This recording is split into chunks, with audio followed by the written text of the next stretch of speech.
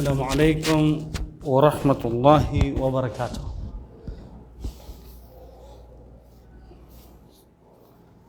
بسم الله الرحمن الرحيم. الحمد لله رب العالمين. الحمد لله الذي جعل لعباده مواسم للخيرات يتسابقون فيها بأنواع الطاعات ويتوبون من السيئات. أشهد أن لا إله إلا الله وحده لا شريك له وأشهد أن محمدا عبده ورسوله صلوات الله عليه وعلى آله ومن تبعهم بإحسان إلى يوم الدين. Sa muling lahat na papuri at pasasalamat ay tanging sa dakilang tagapaglikha. Pasalamatan natin ang Allah Jalla wa'ala na tayo ay binigyan niya ng mga pagkakataon, mga season o panahon na tayo ay makapagsagawa ng mga kabutihan para sa ating mga sarili. Na tayo ay magpapaligsahan sa iba't ibang uri ng mga pagsunod. Na tayo ay maging malapit sa ating dakilang tagapaglikha at tayo ay makapaghingi ng kapatawaran at maangat ang ating katayuan sa harapan ng ating tagapaglikha. Ako'y sumasaksi na walang ibang Diyos na dapat sambahin maliban lamang sa Allah. Siya'y tanging nag-iisa at ako'y sumasaksi na si Muhammad ay huling alipin at sugo ng Allah Jalla wa'ala. Ating pasalamatan ang dakilang tagapaglikha na tayo ay insya Allah ilang araw na lamang aabot ng insyaallah ng 2 linggo at tayo ay makakarating sa buwan ng Ramadan insyaallah ta'ala, na ito yung pinakahihintay nating pagkakataon. Kagaya na lamang sa mga katangian ng mga sahaba radhiyallahu anhum yarda na sa loob ng 5 buwan ay tuloy-tuloy silang humihingi ng tulong sa Allah na sila ay makakalapit sa buwan ng Ramadan. At alhamdulillah sa atin ay ilang araw na lamang, kaya nandyan sa ating mga sarili ang kasiyahan, galak na tayo ay insyaallah darating sa buwan ng Ramadan at makakagawa ng mga kabutihan. Insyaallah ta'ala ang ating pag-uusapan bilang paghanda sa buwan na yaon, at ito ay bilang pagparangal natin sa mga manasik, mga rituals na ipinagkaloob ng Allah Jalla wa'ala, at ito ay pagpaparangal sa kadakilan ng Allah subhanahu wa ta'ala. Ating bigyan ng pagkakataon ng ating mga sarili na matutunan ang isa sa mga kabutihan na magagawa natin, na ito yung pag-aayuno sa buwan Ramadan na ginawa ng Allah Jalla wa'ala. Sa umaga na ito'y naging tungkulin at sa gabi ay naging voluntaryong gawain ang pagtayo natin sa pagsagawa ng Qiyamul Layl, o ang espesyal na tawag dito sa pagkatapos ng Salatul Isya ay ang Tarawih. Ang pagsasala pagkatapos ng Salatul Isya, at insyaallah ito ang ating tatalakayin at ating kukunin ang mga kasagutan ng ating mga ulama. Kagaya ni Sheikh Jibrin, Sheikh bin Baz, Sheikh Uthaymin rahimahullah, na sila ay may tunay na kaalaman at tunay na takot sa ating dakilang tagapaglikha. Ang unang katanungan po natin ay tinanong si Sheikh Jibrin rahimahullah tungkol sa katayuan ng sinasabi nating tarawih. Ano ba ang katayuan dito? Ang katanungan sinasabi ng nagtatanong, at ito'y inipon sa Fatawa al-Islamiyah ng mga ulama ng Saudi Arabia, at ang masyaallah rahimahullah Sheikh Jibrin ang sumagot po rito. Ang tarawih ba ay isang wajib o nagiging isang voluntaryo, o ano ba ang katayuan po nito? Kaya sinagot ng mahal na Sheikh rahimahullah na ang sinasabi nating pagsagawa ng tarawih sa buwan ng Ramadan ay isa sa mga sunnatul muakkada, nagiging isang highly recommended na sunnah ng Propeta Muhammad alayhi salatu wassalam. MashaAllah, Brother Abdurrahman, barakallahu fik. Makadalaw nga dun sa inyo, bro. Assalamualaikum warahmatullahi wabarakatuh. Na ito ay isa sa mga sunnatul muakkada, at ito ay sunnah ang pag-ipon natin sa masjid sa buwan ng Ramadan. Kaya dahil dito, nasabi ng sugo sallallahu alaihi wasallam, man qama Ramadan imanan wa ihtisaban, gufira lahu ma taqaddama min danbi. At sino man ang tumayo para magsagawa ng sala sa buwan ng Ramadan na may paniniwala at naghahangad ng gantimpala, ay patatawarin ng Allah subhanahu wa ta'ala ang kanyang mga nakaraang kasalanan. Kaya ulitin natin na dalawa ang pinakakondisyon sa gawain ito, na tayo ay tutuong naniniwala na ito'y ipinag-utos ng Allah Jalla wa'ala, at ganun din ang sinasabi nating hinahangad natin ang gantimpala mula sa ating dakilang tagapaglikha. Inshallah, Brother Abdurrahman, ay madalaw kita mamaya, inshallah ta'ala. Bidnillah ta'ala, pagkatapos ng aming trabaho sa opisina, at inshallah makausap po kayo bidnillah ta'ala. Kaya dahil dito ang tarawih ay literal na kahulugan na ito yung nakaka-enjoy na mga gawain. Kung inyong naalala, kapag tayo ay nasa Yumul Tarwiyah, kapag tayo ay nag-hajj sa Makkah, sa ikawalong araw ng Hajj, ay may tinatawag na Yumul Tarwiyah, na ang mga tao rito ay nag-i-enjoy sa mga sinasabi nating pagkuha nila ng tubig galing sa Makkah na dadalhin sa sinasabi nating Mina. Dito naman sa tarawih na sala sa pagkatapos ng Salatul Isha, ito yung enjoyable na sala dahil pagkatapos ng 4 na rak'ah. Ang tinutukoy rito, 2 at 2 na tuloy-tuloy, may taslim sa bawat 2 rak'ah, nagpapahinga ang imam upang sa gayon ay kukuha na naman ng lakas upang tuloy-tuloy na naman ang tagdalawa-dalawa. Kaya dahil dito, ang gawain ito, aking mahal na mga kapatid, ay sunna ng Propeta Muhammad alayhi salatu wassalam. Sa dahilan na ang gawain ito ay ginawa na ng Propeta Muhammad alayhi salatu wassalam at binuhay muli ni Umar bin Khattab radhiyallahu ta'ala anhu sa kanyang kapanahunan. At alhamdulillah, hanggang sa ngayon ay tuloy-tuloy ang pagsasagawa natin ng mga sabi nating binuhay na sunna ng Propeta Muhammad binuhay na sunna ni Umar bin Khattab radhiyallahu anhu. Inshallah, tatalakay natin kung paano natin nasabi na ito'y binuhay muli. Dahil sa katunayan, ang Propeta Muhammad alayhi salatu wasalam ay nagsagawa po ng ganitong gawain. Kaya ito ay mula sa sinasabi natin ang gawain ito, al-barakah. Inshallah. Wa alaikumussalam wa rahmatullahi wa barakatuh. Barakah Sultan, wa alaikumussalam wa barakatuh. Isang konfirmasyon mula sa hadith ng Propeta Muhammad alayhi salatu wasalam na siya ay gumawa ng ganitong gawain. Gumawa siya ng Qiyamul Layl o sinasabi nating tarawih pagtayo sa gabi, at kanyang kinatatakutan na baka ito ay maaring magiging obligado sa kanyang ummah. Kaya ginawa ng Propeta Muhammad alayhi salatu wasalam ay hinintuan niya ito. Dahil natatakot siya na baka ang ibang mga kasamahan, sahaba radhiyallahu anhum yarda, ay gagawin na ito ay magiging wajib sa kanila. Kaya ating napag-usapan na ito ay sunnatul muakkadah.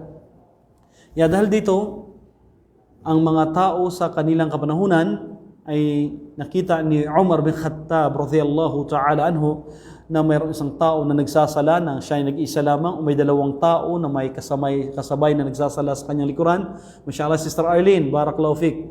Ingat po kayo. At ganoon din may mga grupo ng tao na sila ay pangkat-pangkat na rin na nagsasala.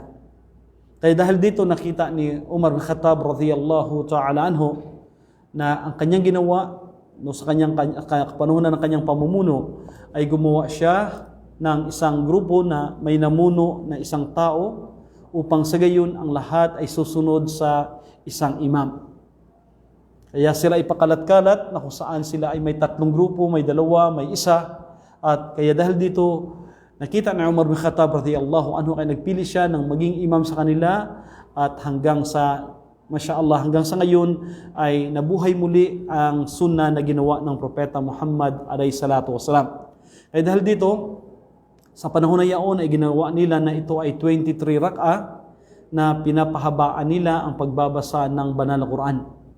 Na maging ang sinasabi nating surah Al-Baqarah ay nirecite nila ito at hinahati nila ito sa loob ng 12 rak'ah. At minsan naman ito ay nahati sa 8 rak'ah. Kaya dahil dito ang Propeta Muhammad alayhi salatu wasalam, hindi siya nagbigay ng restriction sa bilang ng sinasabi nating rak'a na ito at ito ay sadyang madali sa atin na hindi tayo magbibigay ng restriction na ito talaga ang gagawin natin o ito yung sunnah na gagawin natin at ito ay ayon sa katayuan na ating inshallah mapag-usapan po rito.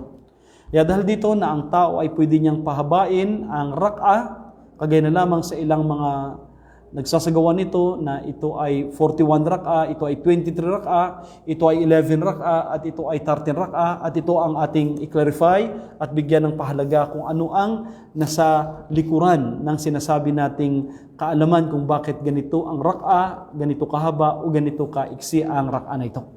Kaya ang pinakatungkulin po rito sa lahat na ating nagagawa ang pagsasala na yaon bilang sunnah sa minimithi natin na tayo ay patatawarin ng Allah Jalla wa'ala. At dahil dito, upang sa gayon tayo din ay maging malapit sa ating dakilang tagapaglikha. Okay po? Kaya may isang katanungan na ito'y katanungan ng ating mga kapatid at ang katanungan na ito ay sinagot ni Sheikh Ibn Uthaymin rahimahullah at isang kilala at tanyag ni scholar sa kanyang kapanahunan.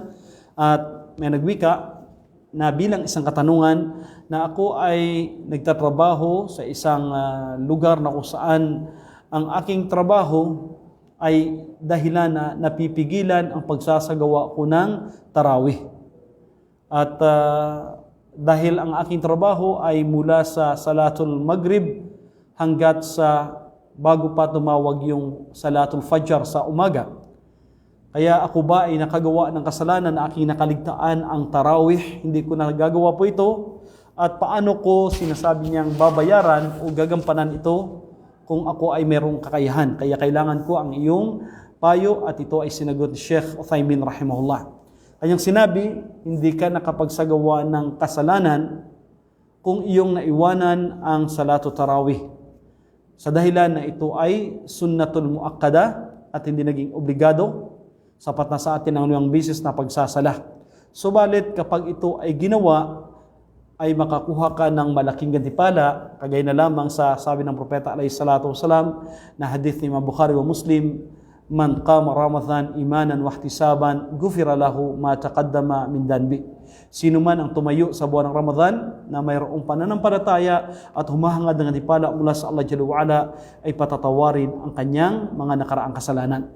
So hindi ka po nagkasala dahil alam ng Allah Jalla wa Ala ang iyong layunin na kapag ikaw ay bakante po lamang ay gagampanan mo at gagawin mo na ikaw ay makapagsagawa ng salatul tarawih. Subalit dahil nga sa agreement o kontrata na iyong tinatrabahuan na dapat mong gagampanan dahil ito'y tungkulin mo sa iyong amo at nagawa mo naman ang tungkulin mo sa Allah Jalla wa Ala, ito'y nagiging voluntaryo na lamang sa iyo. Subalit kung ikaw naman ay may kakayahan ka pa na bago pa dumating ang Fajr at maisasagawa mo yan sa sarili mo lamang o ikaw ay nag-iisa kapag ikay may pagkakataon, ito ay mas mainam para sa iyo. Nawa tayo ay pagpalain ng ating dakilang tagapaglikha. Ang ikatlong katanungan ay ang pagbabasa ng Quran habang nagsasala ng Salatul Tarawih o Salatul Eclipse halimbawa o iba pang mga voluntaryong sala ay maaari ko bang gagawin? Ang tinutukoy rito yung pagbabasa na hawak ang sinasabi nating Quran. At ito naman, mashallah, ang dakilang kilalang scholar na Sheikh Ibn bin Baz, rahimahullah, ang sumagot ng katanungan ito. At itinanong, pinapayagan ba na magbasa sa Quran? Ang Quran habang nagsasala, na hinahawakan po ito. Kaya dahil dito, sinabi ng Sheikh, rahimahullah, walang pag-aalilangan na ikaw ay pinapayagan sa mga voluntaryong sala na hahawakan mo ang Quran, lalong-lalo na gaya sa sinasabi nating pagsala sa gabi at pagsagawa ng tarawih. At ito ay ayon sa upang sa gayon na ang sinasabi nating Quran ay madidinig ng mga tao sa iyong paligid at ito ay mayroong patunay mula sa batas ng Quran at Sunnah hinggil sa sinasabi nating pagbabasa ng Quran na pwedeng hahawakan. Okay? At ito ay kasama pa rito, kagaya na sabi ni Sheikh bin Baz, na kung ito ay hahawakan mo, na talagang mababasa mo sa dahilan na medyo may kahinaan ang iyong baka natatakot ka na ikaw ay magkakamali, o kaya kung ito'y na-memorize mo, ay pwedeng magtala ng tao na sa likuran na kanyang hahawakan ang Quran, siya lamang po, at upang sa gayon ay may itutuwid ka kapag meron kang pagkukulang o meron kang nakakalimutan sa sinasabi nating mga aya mula sa banal na Quran. Ito ay mula sa hadith ni Aisha radhiyallahu ta'ala anha na ang kanyang pinalayang alipin na si Takhwan ay kanyang ginawang imam sa pagsasala sa buwan ng Ramadan, na kanyang hawak ang banal na Quran. At ito ay inulat ni Bukhari at Muslim na sahih ang narration na ito, at ang narration ay authentic at meron lang kakulangan sa sinasabi nating mga isnad, subalit ito ay mayroong patunay mula sa sinabi ni Aisha radhiyallahu ta'ala anha. Okay po. Ito naman ang katanungan ay ang sinasabi nating ilan ba talaga ang gagawin nating rak'a sa tarawih kapag tayo ay nagsasagawa po nito. At ito'y sinagot ni Sheikh bin Baz rahimahullah na napakaganda ang kanyang pagpapaliwanag, at ito ay ang pangkaraniwang tinatanong sa buwan ng Ramadan, na dahil nga sa kakulangan natin ng informasyon ay nagkakaroon ng hindi maayos na informasyon po rito. Kaya ito ay alhamdulillah, paulit-ulit nating pinapahayag po ito upang sa gayon mapaghandaan po natin. Ang ilan na sinasabi nila na ang ilang mga imam sa iba't ibang mga lugar, Sister Zahra, hayyakumullah wa alaikum salam wa rahmatullahi wa barakatuh, ay ginagawa nila na ang kanilang pagtayo sa gabi ay tuloy-tuloy na 4 na rak'a at isang taslim po lamang. 4 na rak'a at isang taslim po lamang. Ibig sabihin, 4 rak'a na diretso. Kaya, hindi sila umuupo sa 2 rak'a. At kanilang sinasabi na ito daw ay sunnah. Ay meron bang batayan po ito mula sa dalisay na batas ng Islam, mula sa Quran at Sunnah? Kaya pinaliwanag ni Sheikh bin Baz at ating ibibigay po sa inyo ang kanyang panukala ng taong may tamang kaalaman at tunay na takot sa ating dakilang tagapaglikha. Kaya sabi niya, ang bagay na ito na 4 rak'a sa tarawih na tuloy-tuloy na walang na isang taslim po lamang ay wala at hindi itinuro at walang salaysay mula sa Propeta Muhammad alayhi salatu wasalam. Sheikh Adam, hayyakumullah, mayroon tayong baka makalimutan ko, meron tayong memorization sa ating Juzu Amma sa buwan ng Ramadan, at ito ay after Fajr, at isali ka po namin doon dahil may pa-premyo po tayo inshallah, Brother Adam. Sana kami makamemorize ng Juzu Amma inshallah, at ito ay nasa file po natin na kasali ka po after Fajr inshallah. Kaya dahil dito, ang ilan sa mga ulama ay kanilang sinasabi na ito ay hindi pinapayagan, o ang iba na karamihan sa mga ahlul ilm ay pinagbabawal po ito. Ito ay ayon sa sinabi ng Propeta Muhammad alayhi salatu wasalam sa hadith ni Imam Bukhari wa Muslim, na ang Propeta Muhammad alayhi salatu wasalam nagwika, salatul layli mathna mathna. Ang pagtayo sa gabi bilang pagsasagaw ng pagsasala ay 2 at 2. Ibig sabihin tag-2 rak'a po lamang. Ito ay mula sa authentic na hadith na kung saan inulat mula kay Abdullah bin Umar radhiyallahu ta'ala anhu na ito ay konfirmasyon mula sa hadith ni Aisha radhiyallahu ta'ala anha, na siya ay nagsabi na ang Propeta Muhammad alayhi salatu wasalam ay gumagawa ng 11 rak'a sa kanyang pagsagawa ng qiyamul layl o kanyang tarawih, at sa bawat 2 rak'a ay nagsasagawa siya ng taslim, at sa huling bahagi nito ay nagsasagawa siya ng witr, na ito ay maaring 3 rak'a o maaring 5 rak'a hanggang sa katapusan ng hadith. Ganon din, ito ay ayon sa hadith na kung saan ang hadith na ito ay mutafaqun alay, at napakarami na mga sinasabi nating mga kahulugan nito at mga narration hinggil sa sinabi ng Propeta Muhammad alayhi salatu wasalam.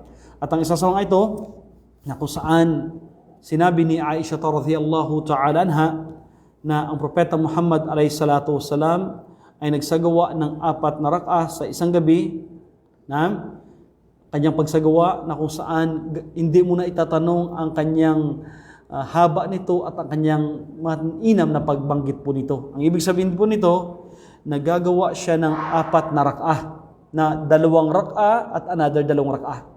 So tuloy-tuloy yun. Ibig sabihin, pag 2 rak'ah ay taslim at tatayo na naman. Kaya, at hindi mo na itatanong kung gaano ganda ng pagbanggit at napakalinaw na pagsagawa ng sujud at ruku at ang mga pagtayo ng Propeta Muhammad alayhi salatu wasalam. At ang hadith na ito ay ayon sa inulat ni Imam Bukhari o Muslim na ang Propeta Muhammad alayhi salatu wasalam ay nagsasagawa ng 2 rak'ah at another 2 rak'ah. At ang bawat 2 rak'ah na ito ay may taslim sa bawat isa't isa. Hindi na ayon sa sinasabi ng nagtatanong ng 4 na rak'ah. Ito po ay ating napag-usapan na ito po ay pinagbabawal ng mga ulama ng may alam sa pananampalataya.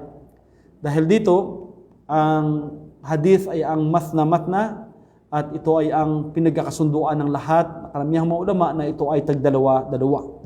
At ilan pa rin sa mga sinasabi ng paliwanag ng Propeta Muhammad alayhi salatu wasalam na yung sinasabi nating al-mujmal na may mga kahulugan na hindi natin, ibig sabihin dito, na may mga iba't ibang kahulugan na ayon sa mga tamang pangunawa ng ating mga scholar po rito.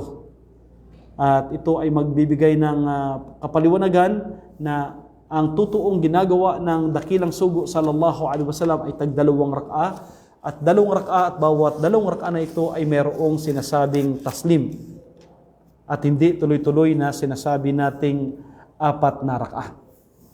Dahil dito may mga katanungan na ito rin ay isang napakahalagang bagay po rito na sinagot ni Sheikh Ibn Jibrin hinggil sa haba ng rak'ah. Ang ginagawa ko po rito sa ngayon sa inyo ay ito yung mga paliwanag sa mga pangkaraniwang katanungan na kailangan at least maunawaan natin na pwede palang gagawin na 11 rak'ah o 13 rak'ah o maraming rak'ah ayon sa pagpapaliwanag na kung gaano kahaba o gaano kaiksi yung ating binabasa sa banal na Quran. Kaya dito ay ating matunghayan ang haba ng tarawih ayon sa ginawa ng Propeta Muhammad alayhi salatu wasalam. Ang katanungan na sinagot ni Sheikh Jibrin rahimahullah ay nagsimula sa sinabi na mayroong imam na nagdadasal sa tarawih na nirecite niya na ang isang page sa isang rak'ah, ang isang buong page, isang wajh, isang page ng Quran. At kagaya nito, isang page ang kanyang nababasa. Dito, isang page sa isang rak'ah.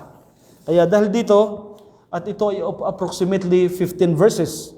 At mayroon namang mga ibang tao na kung saan pinapahaba at ang iba naman ay sadyang pinapaiksi.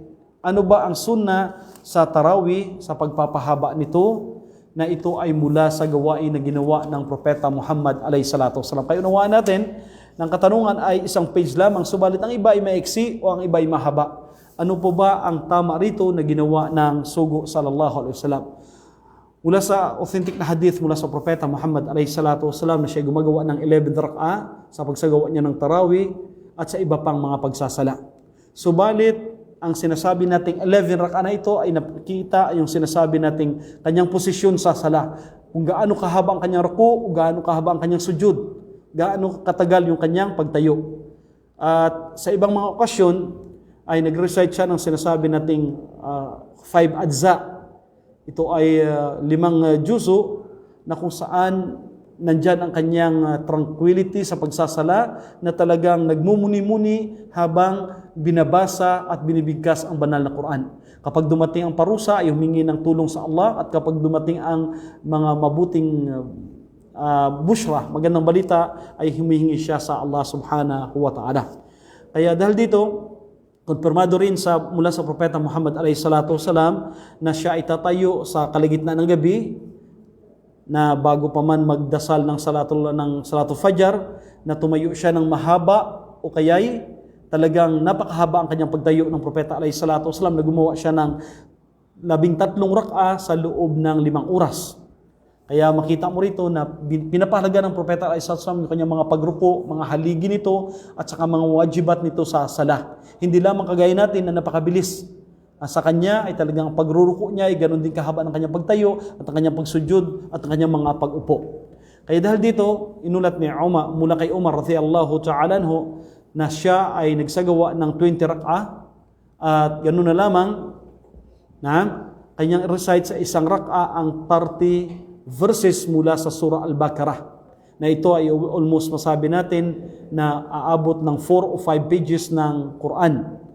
Kaya ganun din sa isang pagkakataon na siya tatayo minsan na nagre-recite siya sa loob ng 8 rak'ah ng sinasabi nating ang surah Al-Baqarah ay nire-recite niya ito sa loob ng 8 rak'ah. Ganun din ang 12 rak'ah na ginagawa ng Propeta Muhammad alayhi salatu wasalam. Kaya dahil dito, kung ang pagbabasa mo ay mahaba, ang rak'ah mo na yon ay sapat na nagagawin mo na ito ay 12 rak'ah o 11 rak'ah. Subalit, masabi natin na kung ang iyong rak'ah ay mahaba, halimbawa na practice sa Makkah, na ganoon din ay ilan sa mga ginawa ni Umar bin Khattab radhiyallahu anhu na mahaba ang rak'ah o 20 rak'ah, ay kahit na maiksi lamang ang sinasabi nating binabasa o ang qiraat habang nagbinabasa ng imam ang mga aya sa banal na Quran. Kaya ito ang ilan sa mga sinasabi nating sunnah po rito, na ang qira'a, ang pagbabasa nito ay pahahabain kapag kakaunting rak'ah po lamang at paiksiin yung pagbasa ng mga aya kung ang rak'ah ay sadyang marami po lamang. Kapag marami ang rak'ah, halimbawa 23 rak'ah, ay maiksi ang kanilang binabasa. Kung mahaba na naman ang mga sinasabi nating aya, ay paiksian lamang ang rak'ah. Ang pinakapunto rito mga kapatid, upang magkakaroon ng sinasabi nating mabasa at madinig ng tao ang banal na Quran, at ganun din kasama po yung sinasabi nating kapanatagan at magkakaroon ng pagmumuni-muni, pag-iisip sa mga sinasabi ng Allah Jalla wa'ala hinggil sa banal na Quran. Ang kunut, ang pagtayo na kung saan nagdudua kapag magsasagawa na ng sinasabi nating witr. Ano ba ang katayuan po rito? Sinabi ni Sheikh bin Baz rahimahullah na ang kunut ay sunnah ng Propeta Muhammad alayhi salatu wasalam sa oras ng witr. Kaya kung ang tao ay kanyang iniwasan po ito, ay wala ring problema kapag hindi siya magkukunot. Kung siya ay gagawa ng pagkukunot, ay wala ring problema dahil ito ay merong sunnah mula sa ginawa ng Propeta Muhammad alayhi salatu wasalam. At kaya dahil dito, sinagot ni Sheikh bin Baz na kapag ang tao ay tuloy-tuloy siya na nagsasagawa ng kunot sa kanyang pagwiwiter, ay wala pong problema po rito. Dahil ang pagkukunot, ang layunin dito ay ang pagdudua natin kung tayo nasa sujud o tayo ay nasa ibang posisyon po natin. Dahil dito, ang Propeta Muhammad alayhi salatu wasalam ng kanyang tinuruan si Al-Hasan bin Ali, ang kanyang apo, ay radhiyallahu anhu, sa pagsagawa ng kunot ay hindi niya iniwasan ito. At minsan naman ay hindi niya binabanggit po ito. Ito ay nagbibigay ng kapayagan sa atin ng dalawa, ay kung ikaw ay tuloy-tuloy na magkunot, walang problema, o minsan naman ay iwasan mo ang pagkunot na ito, ay wala ring problema. Dahil ito ay may konfirmasyon mula sa sinasabi nating sunnah ng Propeta Muhammad alayhi salatu wasalam. Ay dahil dito, sinabi ni mula kay Ubay bin Ka'ab radhiyallahu ta'ala anhu, kapag siya ay namuno sa pagsasala sa masjid ng Propeta Muhammad alayhi salatu wasalam, ang kunot minsan ay iniwasan niya sa ibang gabi. Hindi siya tuloy-tuloy na nagkukunot, at sa ibang gabi ay kanyang pinagpapatuloy. So, upang sa gayon na makita ng mga tao na ang pagsagawa ng kunot ay hindi obligatory. So, kung ikay magkunot, tuloy-tuloy, walang hintuan mo ng pagkukunot, ay walang problema dahil may mga gawain na ginawa mula sa halimbawa na ipinag-utos ng Propeta Muhammad alayhi salatu wasalam. Ang katanungan na ating saraduhan po ang ating pag-usap na ito, ako ay hindi pa nakapagsagawa ng Salatul Isya, halimbawa, at dumating ako sa masjid at sila ay nagtatarawi. Ang mangyari po rito ay pupuntahan mo ang sinasabi nating malaking grupo na nandyan ang imam ng masjid, hindi yaon sa likuran. Ang pinakamainam po rito ay doon ka sa imam, at kapag sila ay nagsasagawa ng tarawih, ang intensyon mo rito ay magsasagawa ka ng iyong Salatul Isya. At dahil pagkatapos ng Salatul Isya ay mayroong 2 rak'a na sinasabi nating rawatib ng Salatul Isya. So, ang ibig sabihin dito, kapag sila ay nagtaslim ng 2 rak'a sa unang tarawih ng imam, ay tatayo ka upang pupunuan mo ng another 2 rak'a na ito ay para Salatul Isya. Okay? At kapag sila naman ay papasok sa pangalawa, o ikaw ay papasok sa pangalawang rak'a nila, ibig sabihin sa pangalawang tayo ng imam, ang gagawin mo rito ay mag-intention ka na ang iyong layunin ay ang 2 rak'a ng rawatib after Salatul Isya. 2 rak'a ng Salatul Isya upang sa gayon ay magagampanan mo ang rawatib ng Salatul Isya at ang naiwan ay ang sinasabi nating mga tarawih sa gabing yaon. So kaya maaari sabihin kung minimaintain mo halimbawa yung sinasabi nating 11 rak'a o 13 rak'a, ang mangyari po rito ay sumabay ka ng taslim sa imam at kapag dumating ka sa bahay mo at gagawa ka ng 2 rak'a at hindi ka na magsasagawa po ulit ng tarawih. Dahil sa nasabi ng Propeta alayhi salatu wasalam, walang witran, walang 2 witr sa buong gabi. Kaya dahil dito, nagising ay magsagawa ka ng 2 rak'a at hindi mo na tatapusin ng tarawih dahil nakapag-tarawih ka kasama sa imam. Nawa ito'y magiging isang gabay at patnubay sa atin na ating gagampanan ang ating pagsasagawa ng Qiyamul Lail sa buwan ng Ramadan. At nandito po lamang kami mga kapatid upang insyaAllah sa abot ng ating makakaya ay magbibigay tayo ng mga informasyon at kaalaman sa buwan ng Ramadan. At ang ating schedule insyaAllah, meron tayong kalima before iftar at ilalive po natin ito. At ganoon din pagkatapos ng tarawih ay meron tayong mga muhadara at ilalive po rin natin ito. Meron tayong pag-aaral sa mga kapatid natin ng tafsir at pag-aaral ng tajwid pagkatapos ng insyaAllah Salatul Asar sa buwan ng Ramadan. Naway pagpalain tayo ng Allah Jalla wa Ala na ating magagampanan, ang ating gawain na ayon sa gawain ng pinag-utos ng Allah mula sa Quran at sa sunnah ni Muhammad alayhi salatu wasalam. Sa huli, subhanakallahumma bihamdik, asyhadu an la ilaha illa anta astaghfiruka wa atubu ilaik. Huwag natin kaligtaan ang ating mga kapatid na nasalanta ng epidemya, sina Brother Ismail at ang kanyang pamilya at ang sino mga kapatid natin na sila ay nagiging masabi nating na kakaroon ng positive na COVID virus. Nawa ito'y maging dahilan na sila ay maging malakas at tayo rin ay hingi ng tulong sa Allah Jalla wa Ala na tayong lahat ay layo sa anumang kasamaan at makakarating sa buwan Ramadan ng maayos at insyaAllah magagawa ang ating tungkulin, ang ating siyam at qiyam. At hanggang dito na lamang. Barakallahu fikum sa inyong pagsusubaybay. At ang inyong kapatid, Brother Isarial ng opisina ng Nasim, at lubusan nagpapasalamat sa inyong lahat. At itong lahat ay nang dahil sa mga biyaya ng Allah Jalla wa Ala. Sa huli, Assalamualaikum.